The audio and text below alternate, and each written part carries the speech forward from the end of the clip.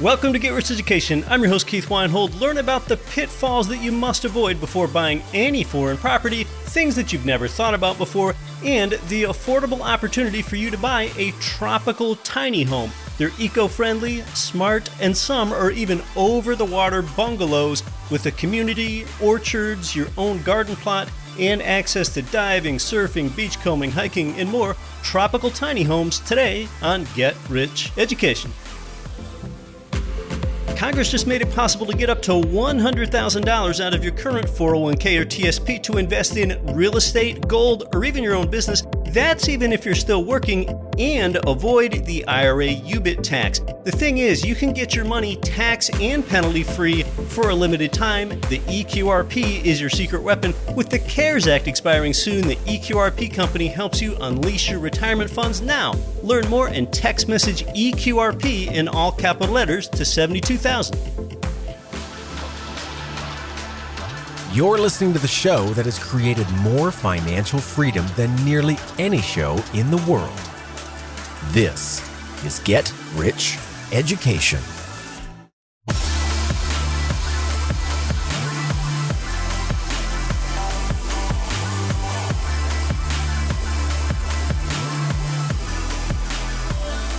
Welcome to GRE, from Cherokee, Oklahoma to Kankakee, Illinois, and across 188 nations worldwide. Doing the right thing before you do things right. I'm Keith Weinhold. This is Get Rich Education. This is one of the more exotic and fun things that we've talked about on the show for a while. The ability for middle-income people to own over-the-water tiny homes for under $200,000, some for under $92K in vacation destinations, even over-the-water homes like you would find in Bora Bora.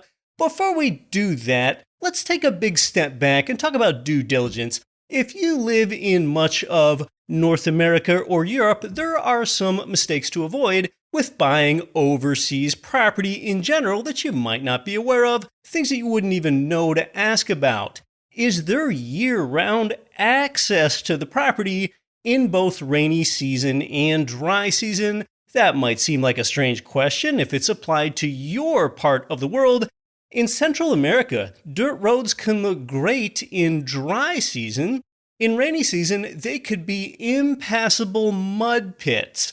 Well, in the United States and Canada, the government has more money to pave the roads. In Central America, the developer is often the one that paves the road. The developer we're talking to today often fixes the public road. Is there good infrastructure in the overseas area where you're buying? I'm talking about more than just good Wi-Fi, but things like that adequate drainage. Are there storm drain culverts beneath the road? When dealing with a developer in Central America or some other less developed world nations, one of the worst words that you can hear from a developer is the word gonna. We're gonna add street lighting. We're gonna build a golf course nearby. People can make a lot of promises, but you as the buyer, you need to pay for what is there now and not what's gonna be done. The lesson there is to buy what you see. The United States and Canada have something called bonding requirements. That's where a developer has to bond for performance. What that means is that they have to post money or assets and tie that to their promises to build sidewalks or a clubhouse or all of this gonna stuff. In Central America, there is no performance bond, so underfunding, lack of funding, that can often happen. A developer can say whatever they want and then deliver whatever they can. They might have some good intentions, but there is nothing to back that up. So the bottom line is buy what you see, not what's gonna happen. Has the developer that you're going to buy from shown you that they have a track record of success, or are they a hobbyist developer? A hobbyist developer is, say, a guy that loves to surf, so that's why he's in Central America, but he does a little building on the side to fund that lifestyle. Or instead, are they a legitimate company with this track record? Is there enough fresh water and water pressure in the property that you consider buying? Once you're done with a day of diving or golfing or hiking during the day, a good shower with hot water, that is some quality of life stuff.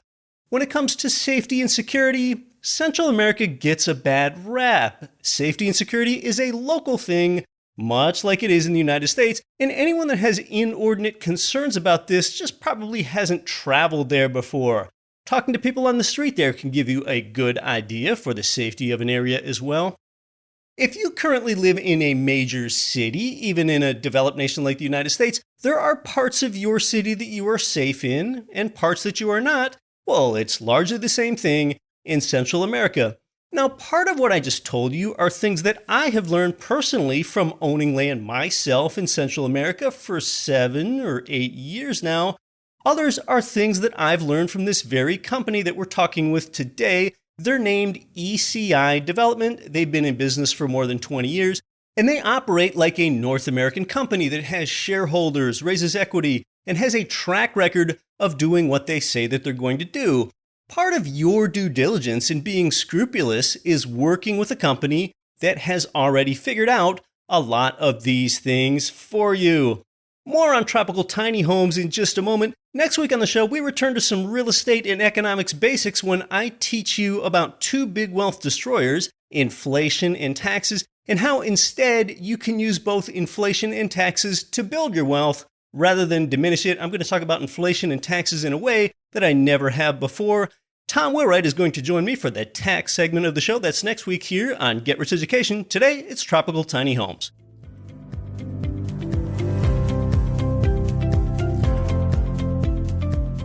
You've become more familiar with today's guest because going back 3 years now, she's been here twice previously to talk about investing in teak hardwood.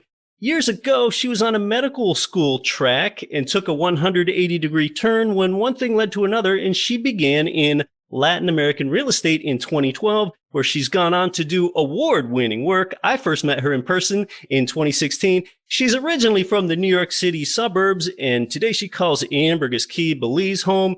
She is a global traveler and an active real estate investor herself. Welcome back to Get Rich Education, Rachel Jensen. Fantastic. Thank you so much, Keith. It's so great to be here.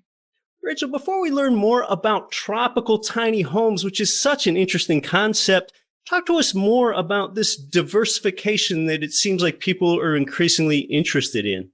Yes, sure. So global diversification is not a new concept. It's a concept that a lot of the really ultra wealthy have been using for a long time. And I know when we talk about teak, we talk about the ultra wealthy strategies. And one of the pieces of reality is that people who have the resources and means tend to invest in different asset classes, in different countries, in different locations, because we've all heard the expression, don't put all of your eggs in one basket. And so by diversifying, you're really spreading out that risk. And so the same is true for real estate investing. It's great if you have real estate in markets that you're familiar with, but it's also great to expand outside of your hometown or outside of one central location because you just don't know what's going to happen there generally. And so what we have seen is that people are looking for options in other countries. But I think what scared a lot of people initially is the fact that when you think of owning a home in another country, you think of being a multimillionaire in order to do it. Like right. You think of the ultra wealth, they have homes in Lake Como that they hear all about, or mansions in Paris, or something really extravagant, because that's what we tend to hear in the news and in the media, the lifestyles and the rich and famous. Where when we think about being an average investor, meaning someone who doesn't earn tens of millions of dollars a year, it's a little bit more difficult to think about this global strategy. But it's nothing new. This concept of diversifying across the board is not a new concept, but just not something that's always utilized by people, because we understand that it's a little bit scarier. You're going outside of your normal realm of understanding, but there's a lot of reward for taking that risk of going into another country. I know a speaker that you and I have listened to before, Robert Helms of the Real Estate Guys. He has shared with us where he is often standing in the front of a room giving a seminar, and he says to that audience full of people, raise your hand if you think it's risky to invest outside your home nation. And a certain set of hands go up, and then the hands go down. And then Robert says, how many people think it's risky to invest only in your home nation when there are about 200 nations in the world? And then a different set of hands go up. So it really is about broadening your thinking, broadening your context. And interestingly, you do make it approachable for people so that they don't have to be decamillionaires or more to own foreign property. And one way that you've done that is with these tiny homes, something that's really been trending, something people have often seen maybe on HGTV or somewhere else, but you brought that to Latin America. Tell us about that. Yes, absolutely. So just to give everybody a little bit of background. So in addition to the teak opportunities that we have, one of our sister companies is a development company. ECI is the name. I've been in business for over 20 years. And when we were first starting this company, what we realized and who we were catering to was primarily at that time retirees who were looking at their savings and said, oh no, I don't know if I have enough in my savings to be able to live and retire in my home country. There are a lot of expenses, bills are adding up. And so it's not necessarily always easy to be able to live on that. And so what we did is created communities within Latin America to make it more affordable for people to be able to relocate. Now, over the past, I'd say about 5-7 years, as infrastructure has improved in a lot of these countries, we've seen a lot more people who are younger and they're taking the step at a younger age. They're not necessarily retirees, but they open up their computer, they get their work done. They're the digital nomad folks or people who are able to do their job from anywhere in the world. Or maybe they retired early, who knows, but they're not necessarily that typical retiree anymore. And so over time, as the company kept building, we kept expanding our countries that we were working in, because what we also realized is not everybody likes the Caribbean. I mean, you mentioned I'm here in Belize, I'm on Ambergris Key. The Caribbean's lovely. I'm actually personally more of a mountain person. I like hiking. I like being in the outdoors. The beach is beautiful. I look out the window and it's beautiful and stunning and it makes me feel tranquil. But at the same time, I'm not necessarily a beach person, and we understood not all of our clients are Caribbean beach people either. So we were able to acquire more properties in the Pacific Costa Rica, the highlands of Panama, where there was a cooler climate, to be able to offer geographic choice. So as the demographics continue to build, we had, yes, the retirees, but the digital nomads, the younger generation, we've been able to build communities throughout these countries and be able to offer choice to the clients. And it's really been over the past few years that we've been exploring the tiny homes. And it's been a concept that our COO is familiar with. He spent a lot of time on a boat, which, as many people know, is very limited space. And it wasn't a mega yacht, it was an okay sized boat. So as we continue to look at the properties that we had and really identify what this next demographic is looking like, we realized that tiny homes made a lot of sense. And yes, there are so many great shows on HGTV and Netflix about the tiny home trends. And I think, trend is probably not the right word to use. It's probably more of a movement and a lifestyle, because a trend is like, it starts and stops. But what we've seen is a lot of people are adopting this sort of lifestyle. And it really started even before the whole tiny home vocabulary started with RVs. People would get their RV, move from location to location, have that tiny space, but it wasn't really called tiny home living. And at this point, we're calling it tiny homes because that's what they are, but it's more of a movement and a lifestyle. And people are looking to reduce their carbon footprint, especially younger people where they may not have the capital to own a big house, where they just need the necessities. They need a place to sleep. They need a functioning kitchen. They need a little space where they can do their work. They don't need the 2,000, 3,000, 4,000 square foot homes anymore. So we're definitely seeing a shift. It's been exciting for us in this marketplace because it's still a very new concept within Latin America. There are a couple of developers that we've heard are doing it, but none like us. We're one cohesive company just all across the board.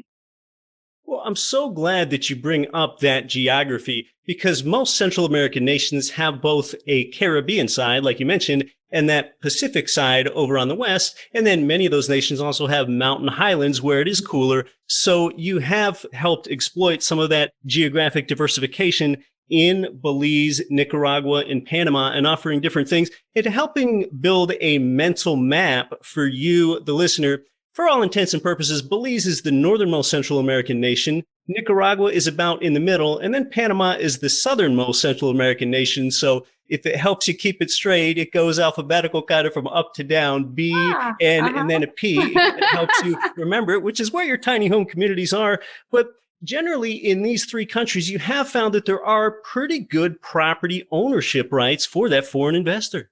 Yes, absolutely. And, it's critical for us to be able to make sure we're able to offer fully titled properties. I think coming into a country as a foreigner, you want to make sure that you're able to get title to properties. And I know there are trust structures that you can look at in leases, But I think we get the most peace of mind knowing that you physically get that piece of paper saying you are the owner of it. And so all of the countries that we work in, they are fully titled for foreign investors. You do not need to be a resident or citizen of that country in order to get that title, but you do get that as a result of home ownership in the countries. But each of the countries really has a different personality to it. I know many times people group Central America or Latin America as one region, but they really feel so unbelievably different. Like Belize, for example, it's a colorful Caribbean country. I mean, it's charming. On the island we're on, we drive golf carts, and you have the azure blue waters here right in front of you. Nicaragua, you do have both coasts. You have the Caribbean, you also have the Pacific, but Nicaragua is a totally different feel than it is in Belize, and Panama, a totally different feel there as well, especially because that property is in the tropical highlands. So you don't have the beaches, but you have the mountains and you have the rivers. So very different feel to each of the countries. And, a lot of times I get people reaching out and saying, all right, well, I'm just starting my property search. Where should I go? And it's like, well, what kind of conditions do you like? Where do you want to be? Do you want to be in a country where English is the official language, like Belize, for example? Do you want to be in a country where there's a very, very affordable cost of living? Nicaragua, for example. Do you want to be in a country where there's great infrastructure and there's a very strong, stable government and economy? Panama. So they all have different perks and there's all different incentives to each of them. But at the end of the day, they're all great places. They're places that we've been working in for many, many years and feel very comfortable in as well. Just like a foreigner would try to maybe lump America together, and you as an American might take exception to that if they said, oh yeah, New York, Texas, California, it's all the same. These are completely sovereign nations with their own cultures, even languages, like with English being the primary language in Belize, Spanish in Nicaragua and Panama. They are their own sovereign nations. So, well, let's talk more physically about the tiny homes themselves, Rachel. I know, just being familiar with the investment, you do use steel reinforced concrete. So we're talking about a home that's structurally durable and can be there for hundreds of years. But tell us more about the size and some of the amenities in these tiny homes.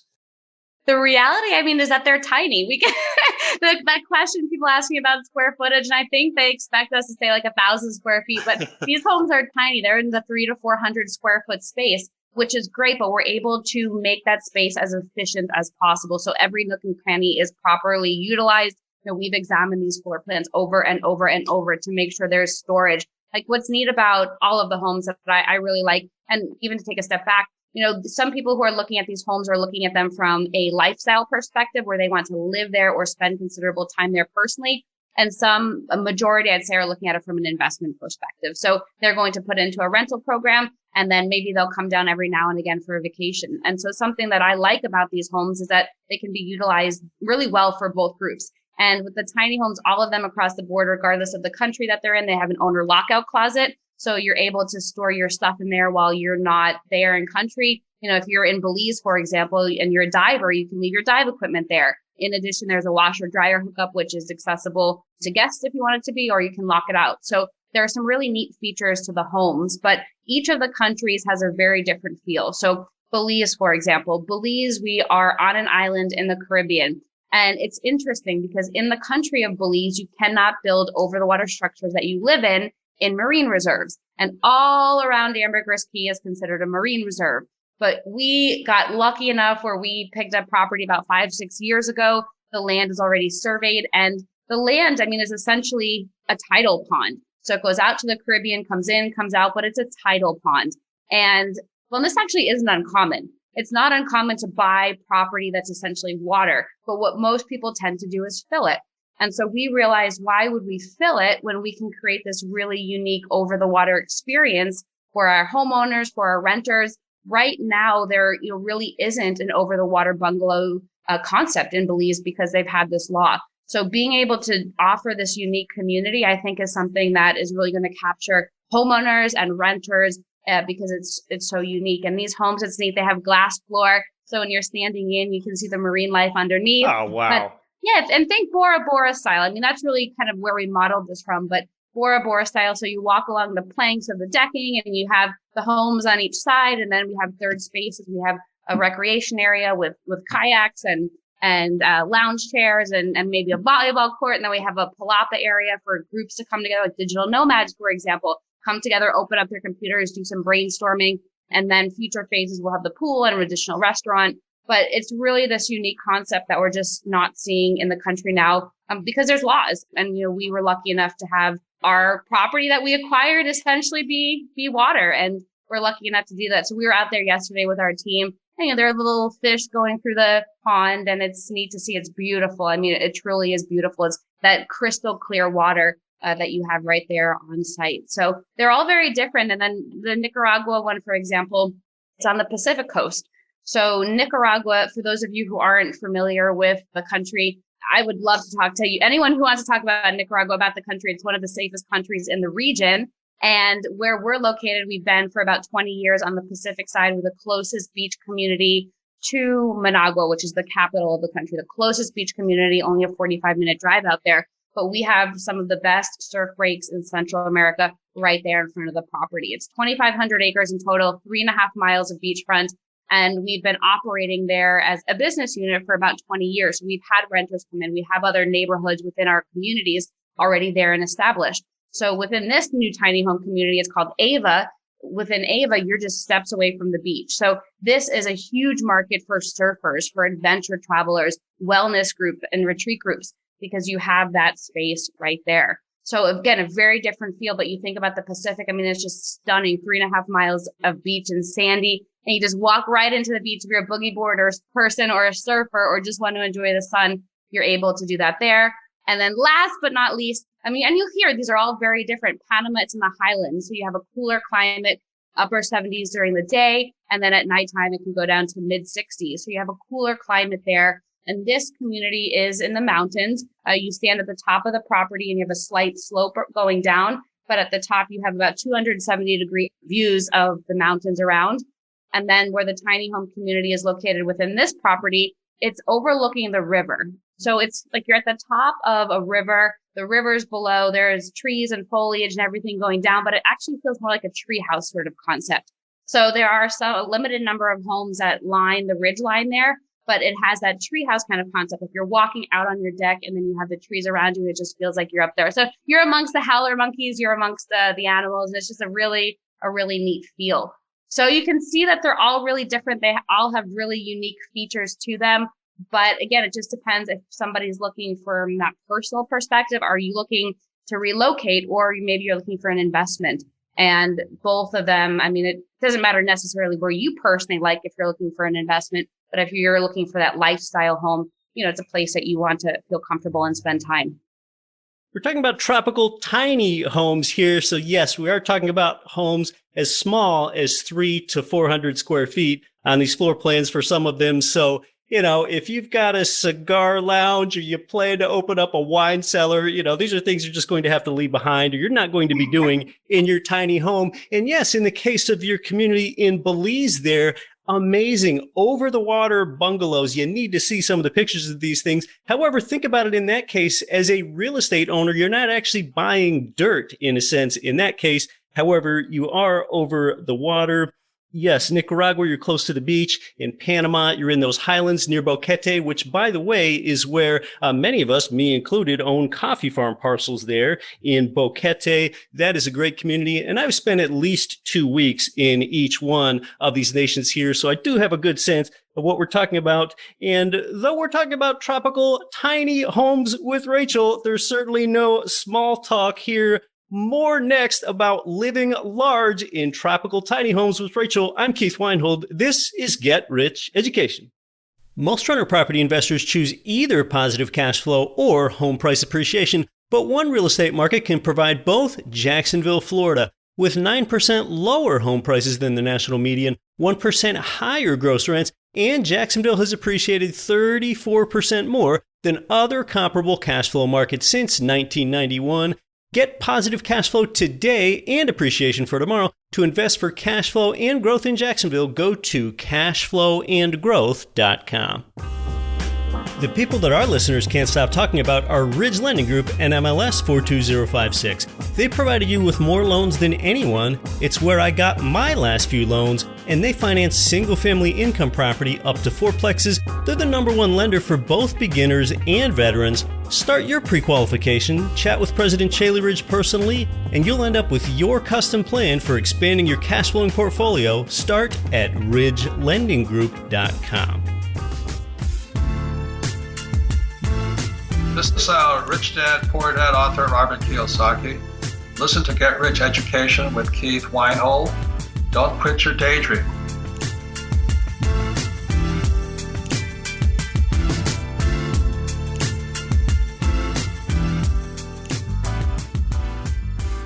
Welcome back to Get Rich Education. We're talking about something really dreamy, tropical tiny homes with Rachel Jensen here, specifically in Belize, Nicaragua, and Panama. And Rachel, when we think about ourselves living in these or the ownership over the long term, let's talk about those that are using the tiny home as a primary residence versus those that are renting it out to others. Sure. So I think if you are looking for a lifestyle change, you're looking to reduce your carbon footprint, you want to live simply. I'm from the States, and I know a lot of people from the States and North America generally, we tend to have a lot of stuff. You know, it's easy to go to stores, it's easy to order Amazon and just get more and more stuff. And so what we've seen is this whole movement of people who are getting rid of all of that stuff. They're living simply. It's so refreshing to be able to say, you know, put everything in 2, 3, 4 suitcases and be able to walk out and like go wherever in the world you want to go. And so we've been seeing that more and more recently. And so those are the folks that we find are really living or coming to us and wanting to spend considerable amount of time in their tiny home. And maybe they want to live there full time. Or what we've also had is people who are looking at all 3 homes, who are looking for this trifecta model where they can spend 3-4 months in each of the homes, rent it out when they're not there, and then in the meantime be able to, you know, live in a sense like a digital nomad, but still have a home. Buying one home in each nation.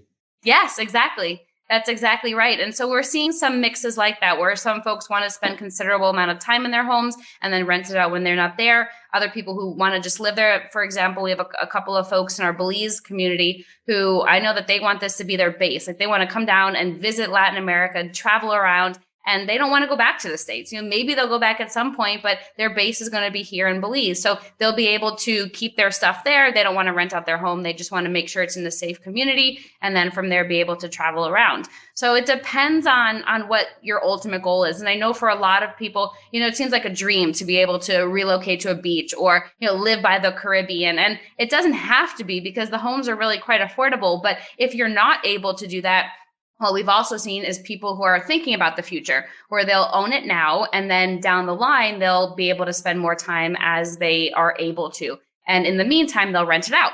The reality is you don't need to personally like where you're investing if the numbers make sense. And I know Keith Lee just joked about it during our little break there about, you know, talking about rental homes in Ohio. And I have some rental properties in the States that I would probably never live in, but There's a market there. Right? There's a significant market there, and you want to be able to serve that marketplace. So if you're looking at it from the investment perspective, like, yeah, it's great. Come down if you like it down there, spend time on a vacation, write off as a business expense, whatever you want to do. But at the same time, let's serve the people who are coming. Let's serve the demographics. And that's what a lot of folks we're seeing are doing. Well, with tiny homes, yeah, we're sort of talking about the anti-McMansion movement, if you will, here. And when we think about using that as either our primary residence or renting it out, how does it look long-term rental versus short-term rental for one that owns these properties and wants to rent it out to others? Yeah, great question. And we get that question all the time because I think, you know, many times we think about long-term rentals. I can tell you in the States, my properties are long-term rentals. I'm thinking the contracts for 2, 3, 4 years of somebody staying there. In the countries that we're working in, and specifically in the locations that we're working in, they are prime vacation spots. Prime vacation spots. Ambergris Key in Belize, for example, produces 70% of the tourism revenue for the entire country. So when you are in a location that is producing a ton of tourism revenue, you probably want to cater towards those overnight tourists that are coming. Same with Nicaragua, where we have the surfers coming in. We have the wellness retreat groups that are coming in, overnight tourists. In addition to that, in Panama, where we are in Boquete, you've been over there, Keith, and there's a great market there for overnight travelers and tourists. So at the end of the day, when you're looking at numbers, if you're a numbers person, you are going to find that you are going to get, most likely, I'm going to say potentially get a better return from overnight rentals. Because think about it. If you have a tiny home, you can rent it out on a monthly basis for, let's say, $1,000 US.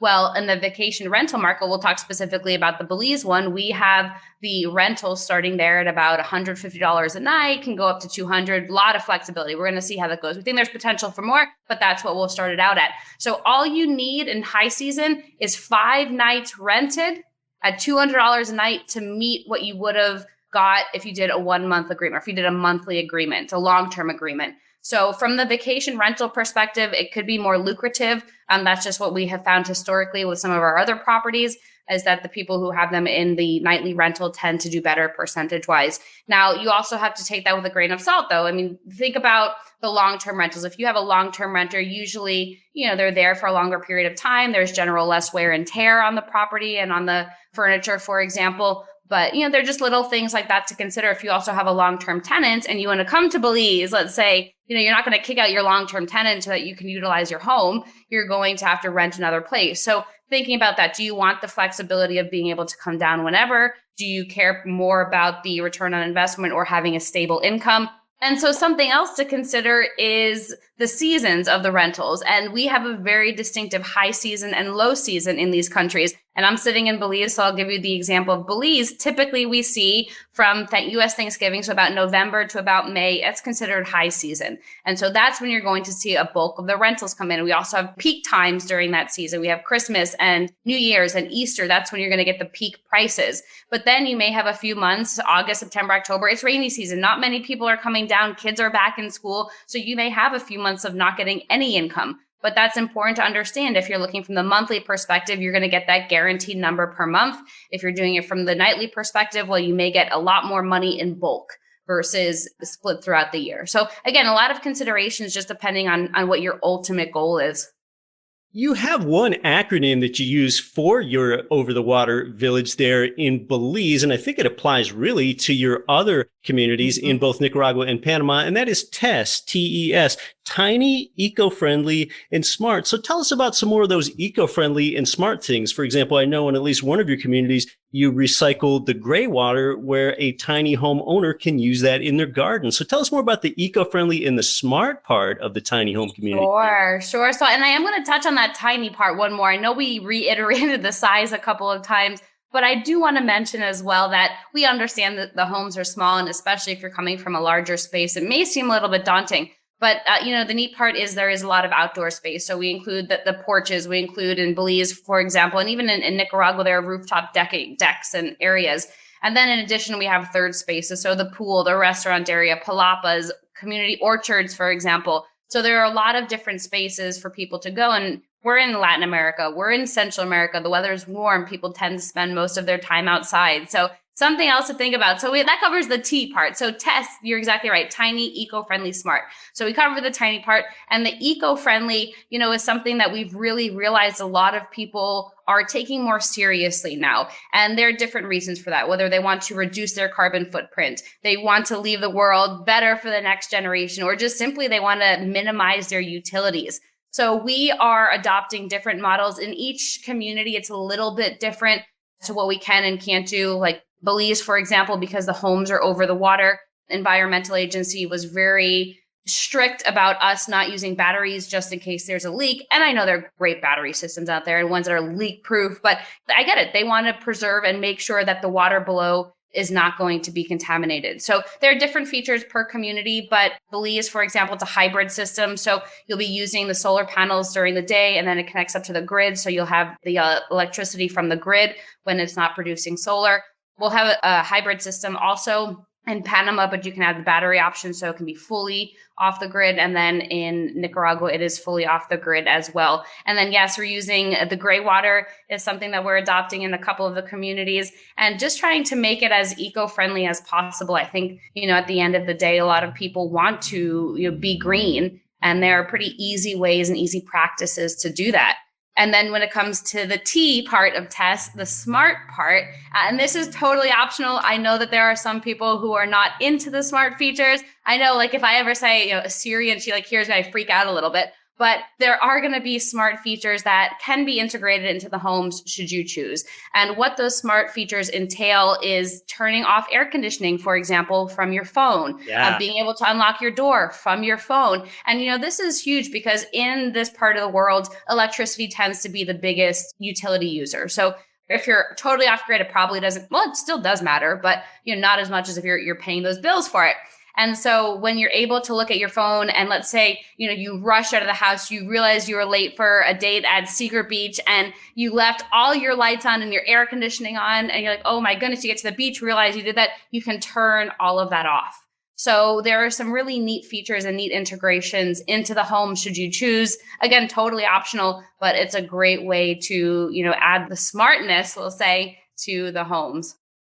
And for those prospective buyers as well that do want to rent it out, you start to think about how smart features like a smart thermostat could help you if you have a renter there. And that way you could control the air conditioning unit to be sure that it's not abused. So yeah, we talk about a lot of those things to do in the property, including things like a lot of these tiny homes have a second story and outdoor stairs up to a rooftop patio where you could do some things up there. There are things to do inside the community. And then, of course, there are all those activities to do outside the community. For example, in Ambergris Caye, Belize, they have the largest barrier reef in the Western Hemisphere. I've snorkeled there myself. I've also gone swimming in the waters on the west side of Ambergris Caye in the really warm water over there.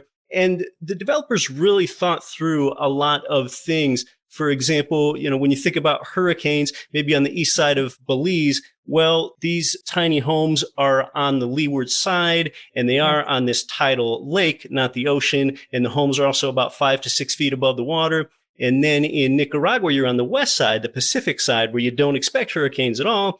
And then in Panama, you're in the highlands, buffered away from the shore there. And I have done all these great outside these communities sorts of activities in each one of these places. I've gone surfing in Nicaragua.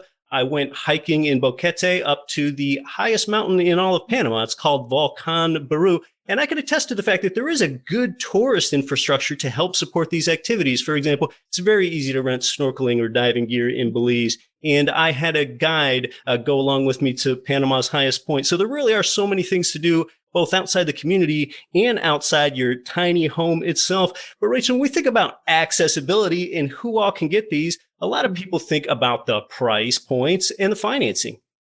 Yes. So each of the different communities are at different price points. Nicaragua is certainly the most affordable, and it's the most affordable region or country, I would say, in the region as well. So there we have homes starting under $92,000 plus closing costs and furniture, but it's about under $100,000 at the end of the day. In Boquete, that area over there, we have some starting at about $120,000, larger models at about $150,000. And then in Belize, we have them starting at about $160,000, $170,000. And what's really neat is with all the projects, we've been able to secure up to 80% financing should you need it. There's a 50% option, 80% option, or a cash option. And so it gives people that sort of flexibility if they do want to leverage a little bit. And then in addition to that, what we have seen many folks doing is using a self-directed IRA.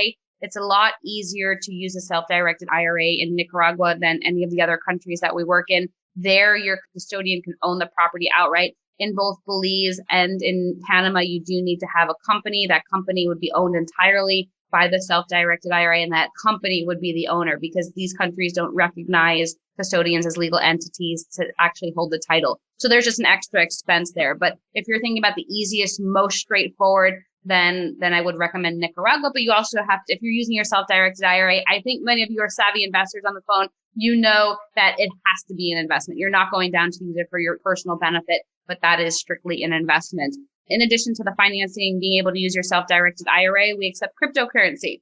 This is something I know that we've, chatted with a lot of people, and I've had folks who invested in Bitcoin or whatever crypto early on. And, you see if you put it, $10 in initially, and now, you made some pretty good profit on it, being able to utilize that crypto in order to purchase. So there are different options, and we also accept gold. So if anybody's a gold bug out there and looking to unload the gold, they can certainly do that. But otherwise, we've made it pretty easy for folks, and try to make it as accessible for everybody, because like we started out with, is we understand that we're not all at the Richard Gere's or these Celine Dion, or like top celebrities who have these mega mansions and these mega resources. That's the reality. So let's be able to make something that's affordable for everybody. You've done a remarkable job at making this accessible for everyday people, because a lot of times foreign financing is a bit more difficult to get. So tell us about what properties are available now. I know some of these are getting snatched up quickly. For example, at your test village in Belize, the first phase got bought up pretty quickly. Tell us more about availability. Yeah, so first phase is bought out. We always recommend people checking in, because there are times when people either have to pull out or resale. So we always do recommend checking in. We are in the process of creating our second phase, which will be over the water, and then also on land tiny homes. And then the third phase, not tiny homes, but ultimately condominiums over there. And then in Nicaragua, at this point, we have 100 homes. About 80-ish of them have been reserved, but we are going to be continuing to move forward. There we have just tons of land. We have about 2,500 acres, and about 15% of it's already, communities. We already have homes there and developments there, but we have a lot of space to be able to continue building as there's interest. And then in Panama, we're just launching that one. So for folks who are interested and want to get in and see the river treehouse perspective, we can certainly show you that. But that one is new. And I know depending on the time that somebody's listening to this, maybe a couple months later, maybe tomorrow, but just always do reach out and see what's available, because as a company, we are always expanding as well. We're looking at property in Chile or Argentina to get that vineyard sort of setting. And then in addition to that, we are looking at property in Ecuador to get another tropical highland sort of community. So there's always growth in the organization and always expansion. Well, what does one have to do to tie up some property? Yes, well, reach out to us, please. We'd love to hear what's on your mind. We understand each country is different, and so you may find that one is a better fit for you. I can't sit here and tell you that Belize is the best there is. I mean, you may be looking for a property that has more potential to appreciate. Your timeline may not be right now. So it just depends on what your ultimate goal is, and reach out to us. We have an amazing team who is really dedicated, and we all love this tiny home concept. We all believe in it. We all really love it. So we're here to explain it to you further. If you need a little bit more, explain the countries to you. But ultimately, at the end of the day, what I would recommend is, reach out to us, reach out to Keith, getricheducation.com/tiny homes. That's probably the best way to get in touch with us. I know some of you do a little bit of digging on your own on the web. If you do that, just make sure when you contact us that you let us know you came from Get Rich Education, because we do special promos for GRE listeners and subscribers. So it is important for you to tell us that to make sure that you receive those. But that would be the best, getricheducation/tiny homes, in order to get in touch with us. Yeah, thanks for specifically treating our followers so well. If you want to learn more and get the reports, like Rachel said, go to getricheducation.com/tiny homes. You've got to see these reports, especially these over-the-water ones in Belize that I'm just in love with. Such dreamy looking photos. Rachel, it's been so fun to talk about this stuff. Any last thoughts? We are putting together tours for next year.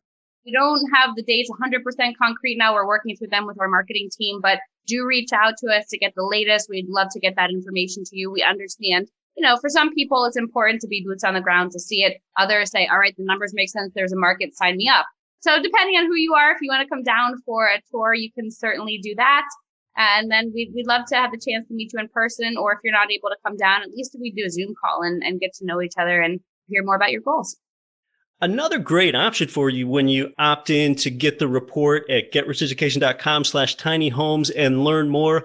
Rachel, I, and their boots on the ground specialists there in Central America are going to do a webinar on these tropical tiny homes. So I'm going to be there. So will Rachel. So will their specialist. That is going to be Tuesday, December 1st at 5 o'clock Eastern. So I hope you can join us for that. Get the link and everything else when you opt in at getricheducation.com/tiny homes. Rachel Jensen, it's been so fun and dreamy to talk about this. Thanks so much for coming back onto the show. Thank you so much, Keith. And thank you, everybody, for listening. Looking forward to connecting.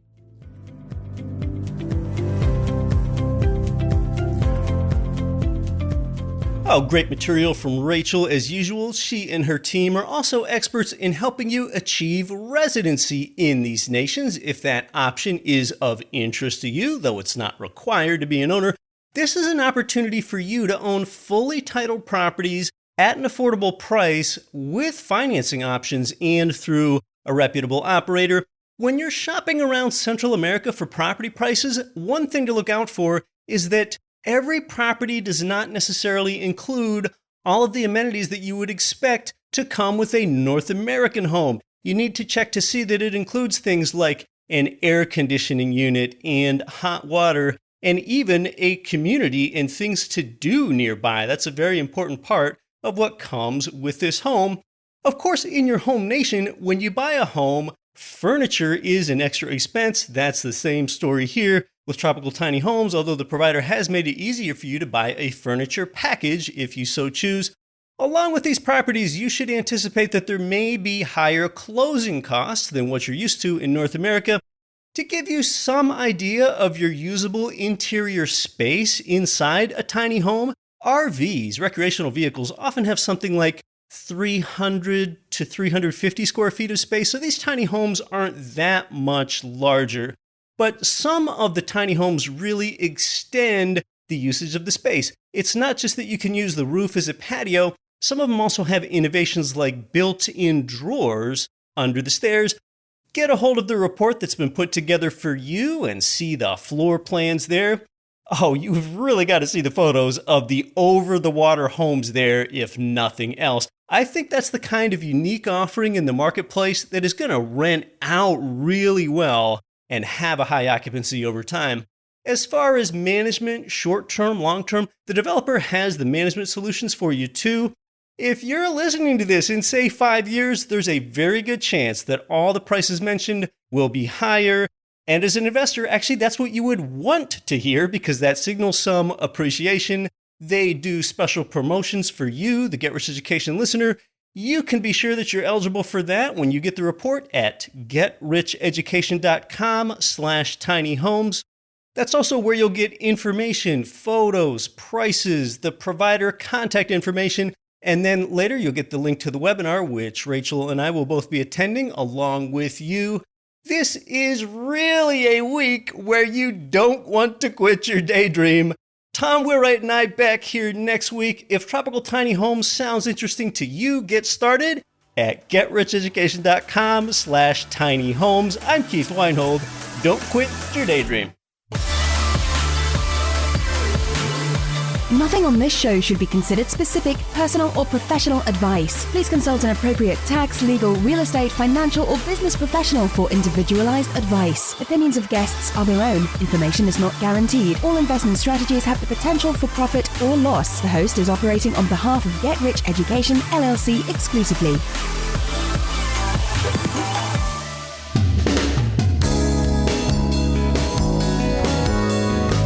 The preceding program was brought to you by your home for wealth building, GetRichEducation.com.